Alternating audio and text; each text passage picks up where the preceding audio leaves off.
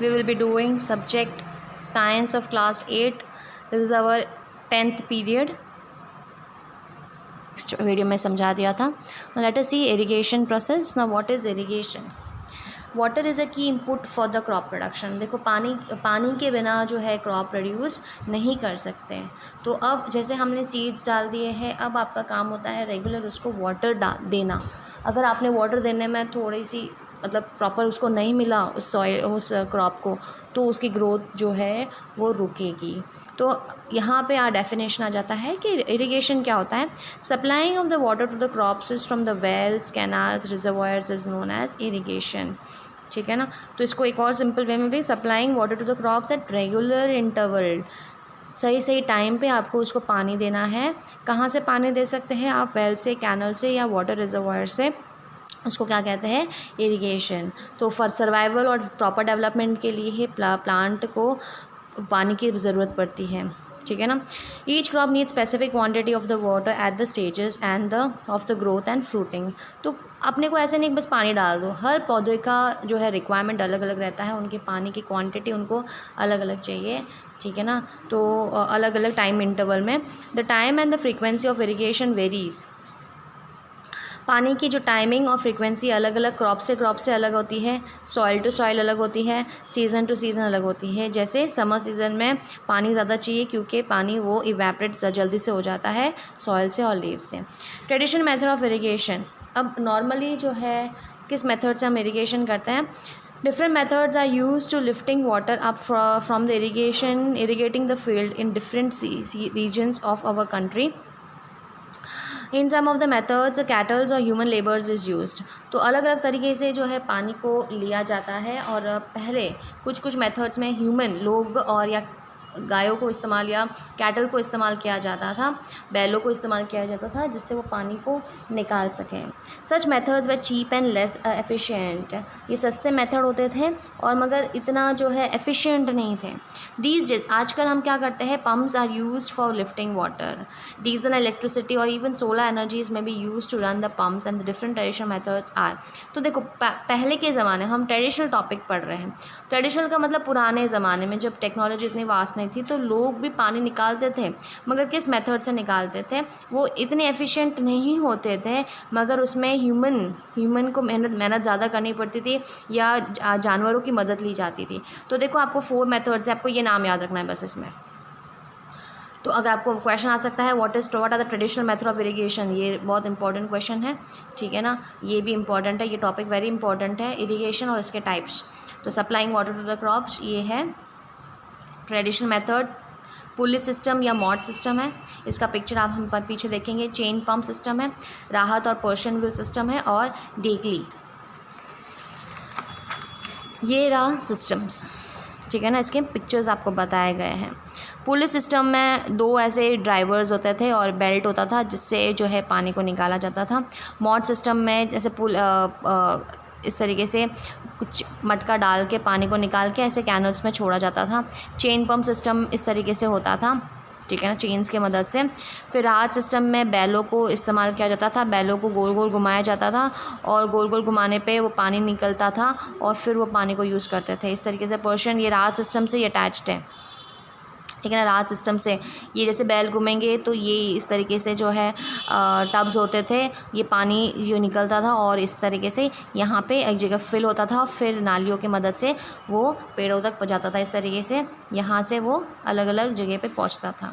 फिर डेकली सिस्टम में इस तरीके से ऐसे इंक्लाइन प्लेन लगाया जाता था, जैसे डंडा, और इसके नीचे क्या कहते हैं एक बकेट अटैच किया जाता था और उसको खींच के जो है पानी को निकाला जाता था. तो ये आपके नाम, बस आपको इसको नाम जिसके जो नेम्स है वो आपको अच्छे से लर्न करना है. अब नेक्स्ट देखते हैं modern method of irrigation. Modern method मतलब आजकल के जो सिस्टम्स होते हैं तो बहुत ही इकोनॉमिक है. अब इसमें 2 इंपॉर्टेंट सिस्टम है, स्प्रिंकल सिस्टम एंड ड्रिप. तो आपको ये 2 नाम याद रखने हैं और इसमें आप इसके जो है डिटेल्स लर्न करना है. जैसे आपके पीछे क्वेश्चन बनेगा, sprinkle system is use when the soil can not retain water for long और when the sufficient water is not available. तो स्प्रिंकल सिस्टम में कब इस्तेमाल किया जाता था? जब उस ये मिट्टी जो है ज़्यादा पानी एब्जॉर्ब नहीं करके रख सकती है या उसको पानी प्रॉपर मात्रा में चाहिए था, पानी की कमी थी, तब हम स्प्रिंकल सिस्टम यूज़ कर सकते हैं। रोटेटिंग नॉजल्स, अब देखो यहाँ से आएगा स्प्रिंकल सिस्टम का।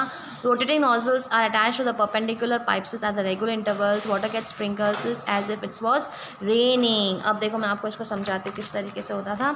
अब इसमें क्या होता था कि ऐसे परपेंडिकुलर पाइप्स लगाया जाता था, ओके, और यहाँ पे एक रोटेटिंग नॉजल्स होता था और इस जैसे पानी छोड़ते थे, यहाँ ऐसे फव्वारे के जैसे पानी जो है इस तरीके से सब जगह गोल गोल गोल गोल एकदम स्पीड से जो है पानी पहुँचता था।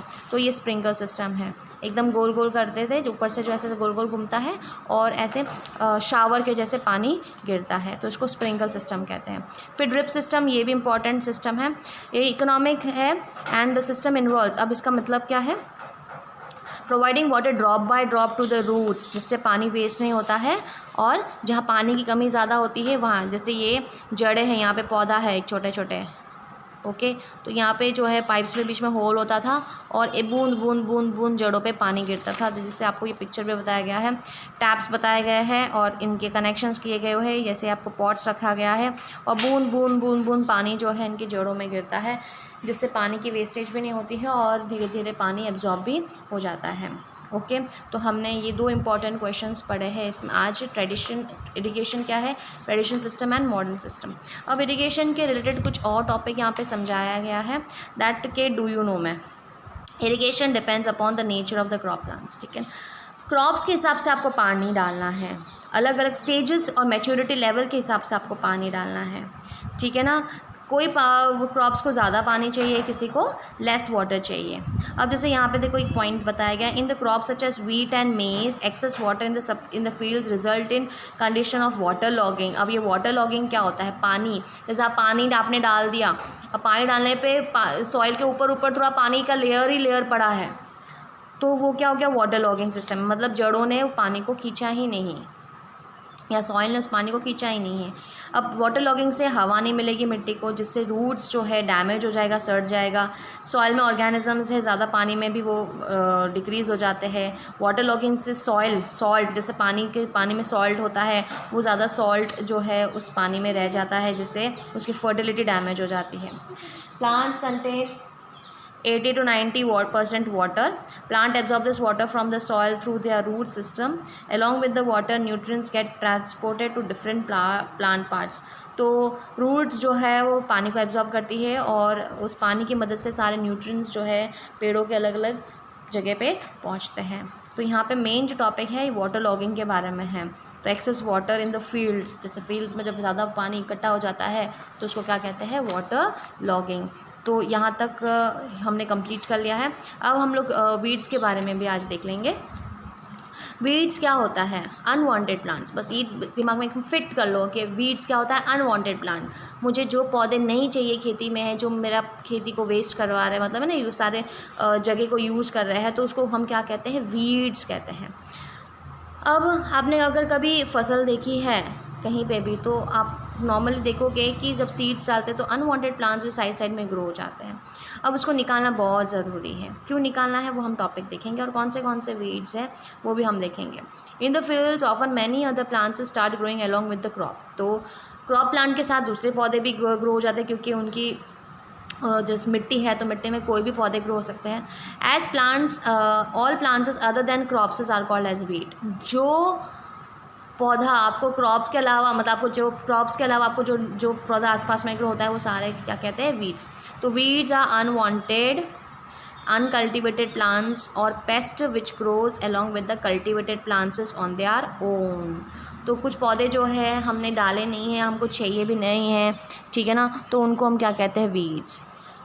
Plants and pest on other than crops are called as weeds. तो जो कीड़े हैं, पेस्ट है या प्लांट है जो क्रॉप्स के अलावा हमको चाहिए नहीं है, तो उसको वीड्स कहते हैं। Why remove weeds. अब देखो क्वेश्चन आता है कि हमको वीड्स क्यों निकालना है। They are threat to the commercial crops as a, तो they compete for the sunlight, air, nutrients and water.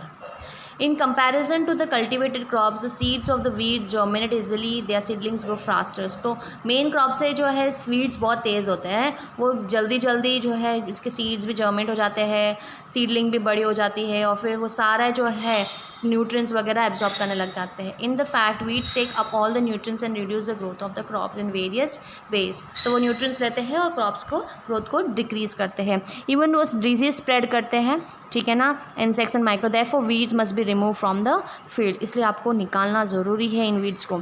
देखो ये डेफिनेशन अंडरलाइन कर लो कि the process of removing weeds from the field is known as weeding. Weeding क्या होता है, जिस तरीके से हम वीड्स को निकालते हैं उस पूरे प्रोसेस को क्या कहते हैं, weeding.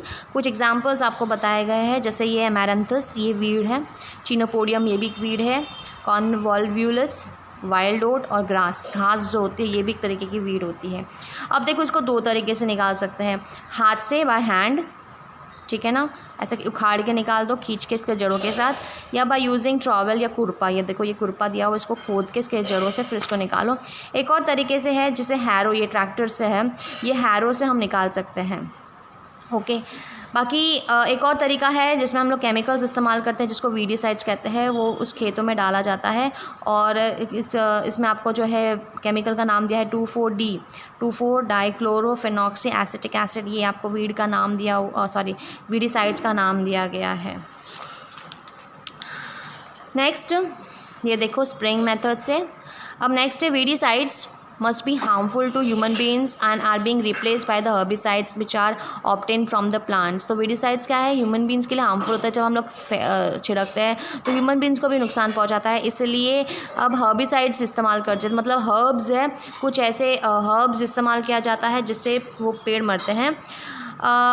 The farmers while spraying should cover their mouth and nose with a piece of cloth. और ये जो कीटनाशक जब यूज़ किया जाता है, वीडीसाइड्स यूज़ किया जाता है, तो फार्मर्स को ध्यान रखना चाहिए कि उनके हाथ और उनका मुंह जो है, मुंह और नाक जो है कपड़े से बंद हो, ताकि ये केमिकल्स उसकी बॉडी में नहीं जाए। तो यहाँ तक हम कंप्लीट करते हैं। अपना क्वेश्चंस रहेंगे, देखो यहाँ पे पेज नंबर 20 का 6th क्वेश्चन रह गया है।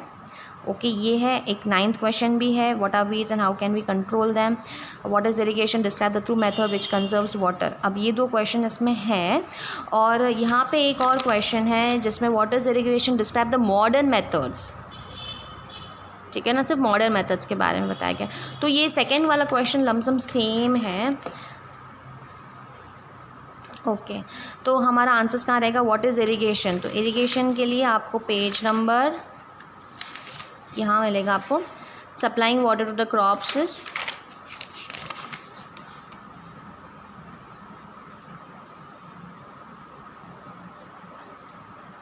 ये इसकी डेफिनेशन हो गई, ठीक है ना।